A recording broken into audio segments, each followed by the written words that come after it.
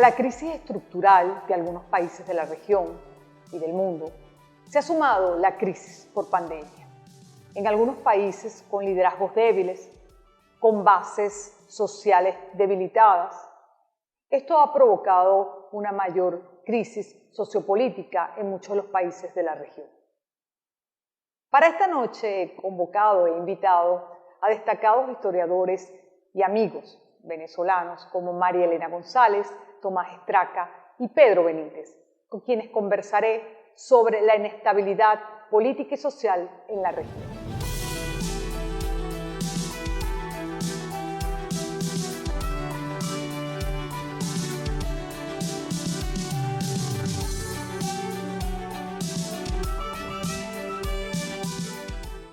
Bienvenidos María Elena, Tomás y Pedro. Gracias por compartir su conocimiento y su tiempo con nosotros, a la distancia, desde sus casas, pero cerca de todos nosotros. María Elena, ¿por qué la inestabilidad que estamos viviendo, experimentando en América Latina? Bueno, y en otros países, pero sobre todo en América Latina. Sé que es un tema complejo, profundo y que además tiene muchísimas aristas, pero intentemos abordarlo desde la complejidad del mismo para nuestros televidentes. Buenas noches a todos, María Eugenia, Pedro, Tomás. Gracias por reunirnos en el programa para intercambiar ideas sobre un tema central muy importante, por demás complejo, que María Eugenia nos ha planteado con una gran pregunta. ¿Por qué tenemos inestabilidad institucional en América Latina? Esta es una de esas preguntas que después de unos minutos de reflexión para dar una respuesta adecuada dan paso a otra pregunta: ¿por dónde empezar? Si nos pusieran opciones A, B, C, D, como en los programas de preguntas y respuestas, ¿cuál es la opción adecuada? Diríamos que todas y probablemente alguna más, porque el problema no tiene una respuesta simple ni fácil, y muy probablemente cualquier respuesta que nos atrevamos a dar no sea válida para toda la región o para cada uno de los países. Lo primero que hay que responder, o que habría que responder, es ¿de qué hablamos cuando nos referimos a la inestabilidad institucional? Para no darle demasiadas vueltas al asunto, creo que la pregunta se refiere fundamentalmente a las instituciones que forman el marco político, incluyendo los partidos y los liderazgos políticos, pero sobre todo creo entender que se refiere a las estructuras que son parte del aparato del Estado, es decir, las que conforman los poderes, los distintos poderes. Pero además, no hay que olvidar que el tema toca otras estructuras, porque el Estado es parte de un conjunto social, sociopolítico, cultural en un sentido amplio, y también toca el tema que estamos tratando hoy, otro tema gemelo del anterior, que es el de la gobernabilidad o ingobernabilidad, ¿no? Y este es un asunto no menor de ninguna manera. No podríamos tratarlo evidentemente esta noche, pero hay que asomarlo o hay que dejarlo planteado, porque ciertamente creo que forma parte del problema que tratamos esta noche. Pedro, la crisis estructural más la crisis por pandemia ha estremecido muchos países, sus bases sociales o socioeconómicas, pero también políticas. ¿A qué se debe? Bueno, gracias María Eugenia por la invitación nuevamente a Vale TV. Pues sí, la pandemia del COVID-19 que ha impactado a todo el mundo, a unos países más que a otros, por supuesto, ha estremecido las estructuras institucionales de América Latina, ha impactado sus bases sociales y económicas. Y estamos viendo en pleno desarrollo las consecuencias políticas de todo esto, protestas en diversos países de distintos signos ideológicos. Ahora han ocurrido las protestas en Cuba, cosa que no se habían visto en los 62 años de régimen comunista en la isla, y el detonante ha sido precisamente la crisis sanitaria, que unos gobiernos, sobre todo en América Latina, ha habido muchos problemas para manejarlo de manera eficaz. Esto tiene que ver, por supuesto, con nuestras condiciones económicas y sociales, que están distantes de los países del primer mundo con los que nos solemos comparar. América Latina tiene graves deficiencias en sus servicios de salud, eso se nota, y eso tiene que ver, por supuesto, que en la mayoría de los casos no somos países ricos, no somos países de rentas altas, y por lo tanto no hay recursos para atender de manera eficaz la demanda de la población. Ahora, en este momento concreto, como digo, el detonante ha sido la crisis de la pandemia, la crisis sanitaria que ha traído la pandemia. Pero al mismo tiempo hay acumulado una serie de problemas históricos en la región, que cada cierto tiempo explican las convulsiones en los que nuestros diversos países caen. Y esto tiene que ver, a mi modo de ver, con la frágil institucionalidad que venimos arrastrando desde hace mucho tiempo. Pensemos que los países más grandes de América Latina, los que tienen las economías más desarrolladas, que ya son economías industriales, estoy hablando concretamente de Brasil y de México, tienen muy poco tiempo conociendo un régimen democrático. En el caso de México, la transición a la democracia empezó en el año 2000, cuando el partido único, que era el PRI hasta ese momento, aceptó por las vías democráticas y pacíficas entregarle el poder a la oposición. Eso nunca antes había ocurrido en México. Es decir, la experiencia democrática de esa nación tan grande, tan importante para nosotros, tiene apenas 20 años. En el caso de Brasil, la primera elección por voto universal, directo y secreto que gana un presidente en Brasil fue en 1989. Es decir, la actual etapa democrática brasileña escasamente tiene un poco más de 30 años. La primera vez que por vías democráticas de elección directa, de sufragio universal directo y secreto de la mayoría de la población brasileña, una transición a la democracia, o sea, un gobierno de un partido político pierde las elecciones y le entrega a la oposición, ocurrió en el año 2002, cuando el presidente Fernando Henrique Cardoso le entregó a Luis Ignacio Lula da Silva. Y bueno, y podemos seguir sumando aquí datos de cómo la historia de la institucionalidad democrática liberal como la conocemos, es decir, tener un gobierno que surja de la voluntad de los gobernantes, de los gobernados, que sea sometido al escrutinio de la opinión pública, que esté sometido a distintos controles típicos de las instituciones republicanas, que el poder del Estado esté limitado de manera que no amenace la libertad de las personas y se respete la voluntad popular. Ese sistema que conocemos como la democracia moderna, su experiencia es muy corta en América Latina, en los distintos países de la región. Y esa escasa experiencia democrática, a mi modo de ver, es lo que explica los problemas que tenemos para afrontar estas crisis que son típicas de todas las sociedades. Tomás, la pregunta de rigor, ¿por qué la inestabilidad política, económica y social en nuestros países en este momento? Si algún problema ha atravesado la historia latinoamericana desde la fundación de las repúblicas en el siglo XIX hasta el día de hoy, es el de la inestabilidad institucional, el de la debilidad de la institucionalidad. Las explicaciones son muchas. La gente le ha dedicado un esfuerzo proporcional al tamaño del problema para reflexionar y para entender y para buscar algún tipo de soluciones. De hecho, de forma muy rápida y muy fácil, muy general, podemos citar lo que dijo Graciela Soriano y García Pelayo, que a la desinstitucionalización del orden colonial no ha logrado seguir y no ha logrado imponerse una reinstitucionalización republicana. Claro, son 200 años. 200 años tampoco son extremadamente largos para crear una institucionalidad. Siempre comenta, por citar otro historiador, Carrera Damas, lo que se llevó en Francia a consolidar la democracia, ¿no? Que ver desde la Revolución Francesa hasta la Quinta República, con casi también 200 años, 150 años. Es decir, no es que sea sencillo, pero no debemos con esto buscar un consuelo. La situación latinoamericana ha sido particularmente susceptible de sobresaltos y de estar lejos de lo que nuestras constituciones, nuestras grandes proclamas señalan. En los últimos días hemos visto en América Latina cualquier cantidad de circunstancias en las cuales se pone de manifiesto hasta qué punto la institucionalidad ha estado siendo desafiada. Que haya protestas, que haya algún tipo de inestabilidad, no es un problema en sí mismo. Es decir, problemas siempre hay, por eso existe la política, para resolver los problemas. El asunto es cómo resuelve los problemas, si los puede resolver institucionalmente o no.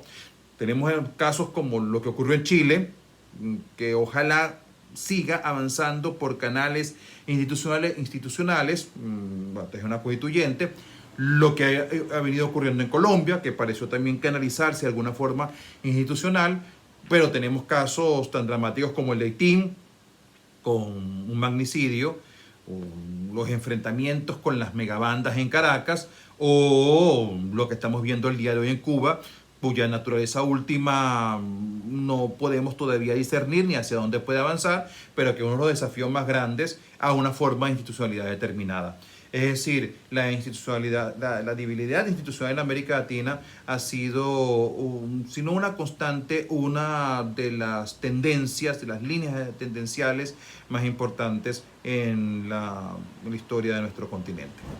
María Elena, como tú has dicho muchas veces, no hay fórmulas globales o aplicables regionalmente a las crisis institucionales de nuestros países.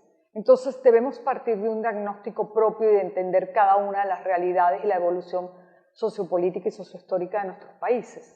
Todos los países tienen o han tenido episodios o periodos de inestabilidad institucional en algún momento de su historia. Cada uno en sus propias dimensiones y cada uno ha dado sus propias soluciones que han funcionado más o menos, en todo caso a la medida de sus problemas. Por eso mismo, una primera cosa que hay que decir, que hay que afirmar, es que no hay recetas, no hay fórmulas para superar una situación de inestabilidad institucional prolongada. Pero sí hay caminos, ¿no? Y esos caminos hay que explorarlos, hay que estudiar el problema, hay que identificar la fuente de la inestabilidad. Hay que responder por qué las instituciones son débiles, por qué no se sostienen, por qué no responden, ¿no? Ese es el primer paso imprescindible. Y digo imprescindible porque tan peligroso como la inestabilidad son las respuestas apresuradas, es decir, las respuestas que se dan sin analizar el problema, sin conocer su naturaleza. Se decide cambiar las instituciones porque ya no sirven, porque no dan las respuestas adecuadas, entonces nos fijamos en los vecinos y adoptamos modelos institucionales, o en los vecinos o en países más lejanos adoptamos modelos institucionales que han funcionado bien, se han portado bien en otros contextos, ¿verdad? Y los introducimos en nuestros países para que respondan nuestros propios problemas. Y por supuesto ese no es el camino, generalmente eso termina en fracasos totales o parciales. Peor aún es buscar soluciones indeseables, abrirle camino a una dictadura, a un régimen de fuerza que supuestamente va a estabilizar las instituciones, ¿no? Es decir, es la famosa mano dura que muchas veces piden nuestras sociedades para poner orden en la casa. Es decir, que hay una inestabilidad, o mejor dicho, una estabilidad indeseable, ¿no? El caso de los regímenes dictatoriales, de eso tenemos nosotros abundantes ejemplos en el pasado y lamentablemente también en el presente, que vivimos en carne propia, y tenemos actualmente, incluso en las noticias, pues el caso de Cuba, pues que tiene más de 6 décadas de estabilidad institucional dentro del régimen revolucionario. Poco o casi nada pues ha cambiado en esas más de 6 décadas. En los 70 un cambio constitucional para afianzar un poco más la revolución. En los 90 un cambio que no producido por la misma Cuba, y no esperado por Cuba, por la caída del muro de Berlín y en la caída de la Unión Soviética, de donde venía su apoyo económico fundamental, y más recientemente el cambio de liderazgo impuesto, digamos, por las leyes de la biología, que han establecido un cambio inexorable generacional dentro del gobierno, que en realidad no ha cambiado nada las cosas, pues son los nuevos custodios de la revolución, es decir, los nuevos custodios del pasado. Pedro, Pedro, podríamos a partir del análisis y del estudio sociopolítico y sociohistórico de muchos de nuestros países dar una respuesta a la crisis institucional. Por ejemplo, lo que hemos visto recientemente en Colombia, en Cuba, en Chile, que quizás en Chile tuvo por ahora un paréntesis debido a la crisis por COVID, pero seguramente seguirá y tendrán que buscar una solución. En este caso pareciera que la solución es electoral. Volviendo al ejemplo del COVID-19, bueno, vemos cómo las protestas sociales que han alimentado o que han provocado ha dado pie a que los países lo manejen de acuerdo a sus respectivas circunstancias políticas. Por ejemplo, Chile ya tenía protestas desde octubre del año 2019. La pandemia lo que hizo fue retrasar el proceso político que se había dado en ese país como respuesta a esa crisis social y política, pero Chile convocó una Asamblea Nacional Constituyente que se acaba de elegir, en la que ellos esperan tratar de resolver o reordenar las tensiones que tiene esa sociedad, y este año va a haber elecciones presidenciales. Colombia, que es un país también que ha sufrido una tremenda convulsión social y una ola de protestas muy violentas, por cierto, pues ha habido una mesa de diálogo entre el grupo, los dirigentes sindicales y sociales que han estado promoviendo el paro contra el gobierno del presidente Iván Duque, pero el año que viene también va a haber elecciones presidenciales y del Congreso de la República en esa nación, de modo que los colombianos van a tener, así como lo están teniendo los chilenos, la oportunidad de decidir. Perú también viene de una crisis tremenda en materia de salud y vemos cómo eso ha dado como consecuencia una fuerte polarización política, una gran dispersión del voto. Y bueno, pero Perú, en medio de sus problemas de ver quién o no ganó las elecciones, creo yo, está buscando el camino de resolverlo por medios democráticos. Hay países donde no es así, países como el caso de Nicaragua o Cuba, donde la protesta social, en el caso de este último país, el detonante también fue la pandemia, pues la respuesta del gobierno de la isla es totalmente distinta. Hemos escuchado las palabras del presidente Díaz-Canel, que no está respondiendo, por supuesto, no podía ser de otra manera, como lo haría el presidente de un país democrático, sino que, bueno, acusa a los que tienen insatisfacciones y tienen malestar de ser contrarrevolucionarios, de querer derrocar el régimen. Es decir, cada país maneja sus circunstancias de acuerdo a su propia historia reciente, de acuerdo a su propia institucionalidad. Pero el común denominador en América Latina fundamentalmente es eso, que las instituciones liberales, las instituciones democráticas liberales, bajo la cual estas repúblicas fueron fundadas hace 200 años, en su mayoría, nunca se han logrado asentar plenamente. Y esto también tiene que ver con un cambio cultural, o sea, construir una democracia en un país es un proceso histórico y cultural. En nuestro caso, bueno, nuestro historiador Germán Carrera Damas, es algo lo que él ha apuntado cuando él ve la historia como un proceso largo, ¿no?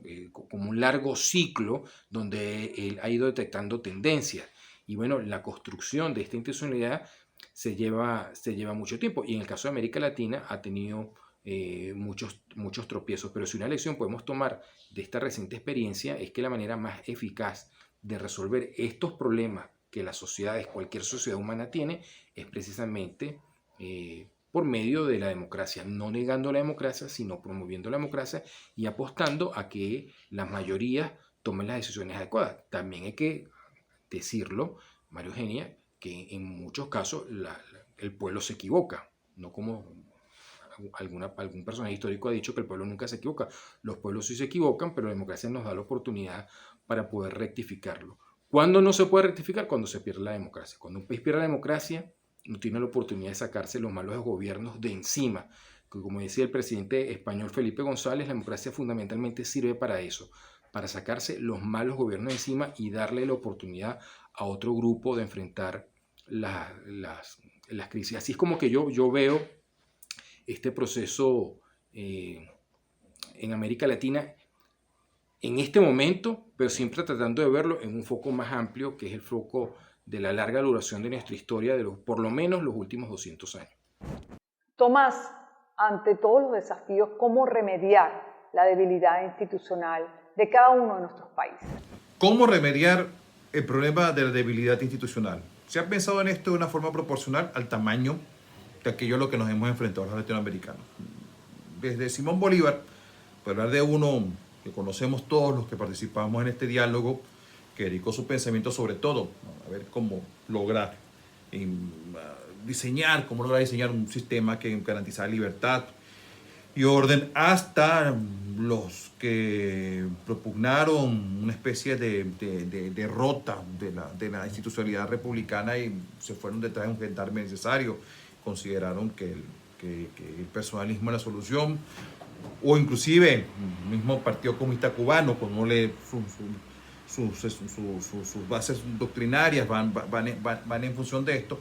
Todos han buscado alguna manera de resolver el problema de la institucionalidad. ¿Cómo se crean instituciones? Fundamentalmente hacen falta dos cosas. Hace falta una base social que las haga capaces. En última instancia, hay un grupo que tiene los intereses, que tiene los valores, de los valores ya vamos a hablar, y que tiene sobre todo la capacidad para crear un orden y sostenerlo. Y en este caso, el orden al que aspiramos desde el siglo XIX es el orden del Estado de Derecho, de la República Liberal, hacer que esa república deje de ser una república epidérmica, como le llamó un historiador mexicano, y comience una república más sustantiva, y un orden liberal más sustantivo, un orden democrático más sustantivo. Eso en última instancia necesita alguien que tenga la capacidad de estructurar y de facilitar esto, de hacerlo real, de hacer que las cosas ocurran. Y en segundo lugar, unos valores que estén en la sociedad realmente compartidos, que la gente sienta que en última instancia vive más feliz, vive más próspera, vive más tranquila, vive más satisfecha, vive con mayor bienestar, bajo un orden institucional determinado, que viviendo en continuos atajos dentro de esa institucionalidad o en continuos desafíos de esa institucionalidad. Es decir, que en términos generales la gente diga que entre ser malandro y la existencia del malandro y la existencia de un Estado de Derecho, toda regla moderno, más felices somos con lo uno que con lo otro. Con todas estas dos cosas es un verdadero problema. Si no es que no lo hemos logrado, no es porque no hemos querido. Hay mucha gente que lo ha querido. Es porque ha habido desafíos en los cuales todavía quedan algunas cosas por resolver. Vamos a ver los desafíos que tenemos el día de hoy, en que terminan, a ver hacia dónde se inclina finalmente la balanza. Hay razones para estar preocupados, pero hay también razones para tener alguna esperanza. María Elena, tendríamos que sin duda identificar las diferentes causas que han originado los diferentes desequilibrios institucionales en América Latina, para luego poder encontrar esos caminos que tú mencionas anteriormente, que son las soluciones para ir encauzando democráticamente e institucionalmente la región y el mundo, porque hay diferentes ejemplos que citar. También tenemos un caso de estabilidad de una disposición, no una institución exactamente, pero en todo caso una forma institucional, que es una disposición constitucional aplicada por el Congreso peruano a los dos presidentes destituidos, Kuczynski y Martín Vizcarra. En el caso de Kuczynski en realidad no fue destituido, sino que renunció antes de ser destituido, pero en los dos casos se aplicó esa disposición constitucional de la Constitución actual vigente de 1993, pero esa disposición viene de la Constitución de 1839 y se ha mantenido estable en el siglo XIX y en las constituciones que son varias, pues, ¿no?, del siglo XX también, y fue aplicada por el Congreso. Esa disposición le permite declarar la vacancia de la presidencia por razones de incapacidad moral, lo que quiera que se entendiera en el siglo XIX, que no es lo mismo que se entiende hoy por incapacidad moral, seguramente, pues, pero en todo caso el Congreso, recurriendo a dos situaciones, dos casos de corrupción no sustanciados legalmente, pero aparentemente ciertos, ha procedido a declarar la vacancia de la presidencia. Estas son situaciones que traigo a colación para ver cómo la estabilidad no es siempre un valor en sí mismo, Hay otras situaciones, incluso de estabilidades de instituciones, digamos, o de ciertos valores que son estables dentro de sociedades incluso democráticas, como por ejemplo los privilegios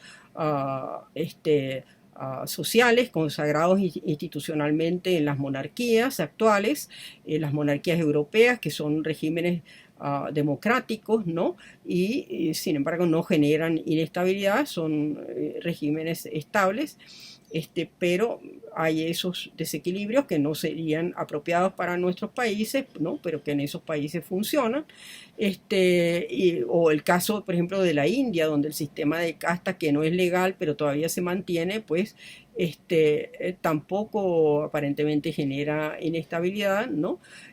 Pero ciertamente esos son sistemas que no serían aplicables a nuestros países, ¿no? Entonces la estabilidad no es un valor en sí mismo, nosotros requerimos una estabilidad de las instituciones que sea una estabilidad de larga vigencia dentro de condiciones democráticas, ¿no? Eso es lo que buscamos. No hay fórmulas globales ni soluciones globales si no se parten de diagnósticos para cada país.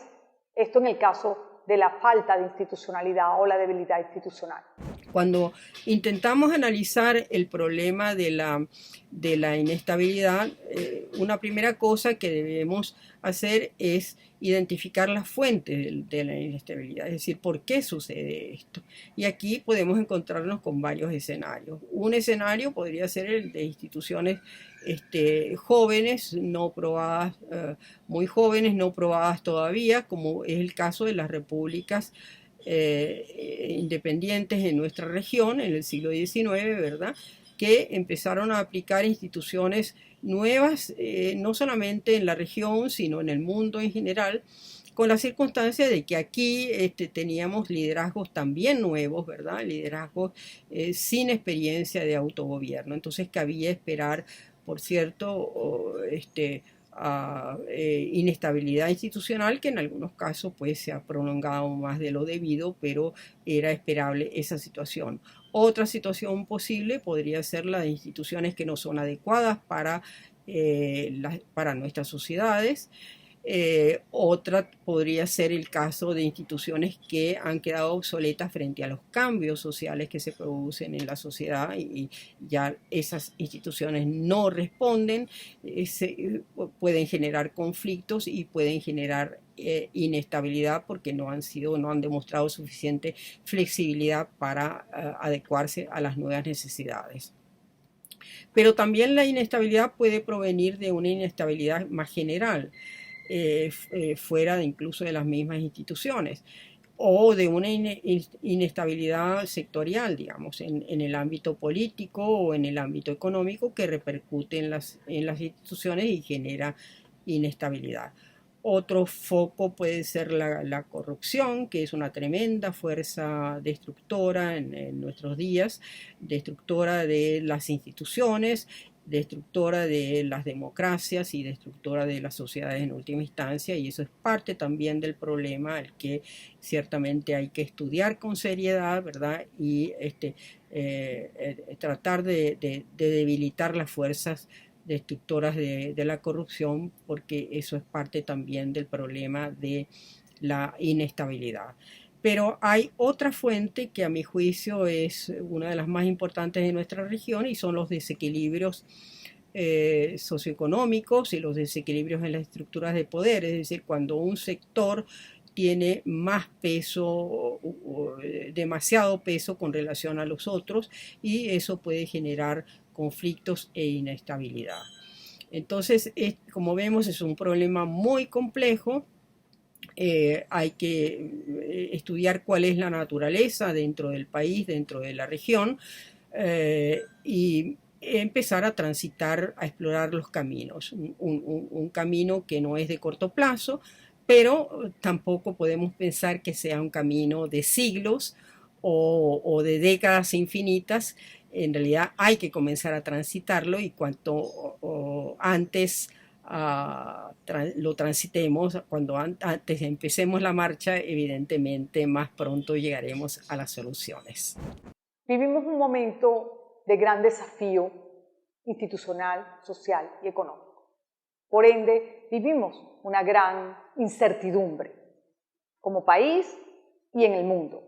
Por eso los programas de Conversando con destacados intelectuales como María Elena González, Tomás Estraca o Pedro Benítez nos permiten tener un poco más de luz, nos permiten entender un poco más las situaciones que se están viviendo en Venezuela y el mundo. Por eso, María Elena, Tomás y Pedro, les agradezco particularmente el tiempo y la disposición para hacer este programa a la distancia, pero tan cercano de la gente, porque es necesario tener herramientas para entender el momento presente. Muchísimas gracias y amigos, hasta el próximo Conversando.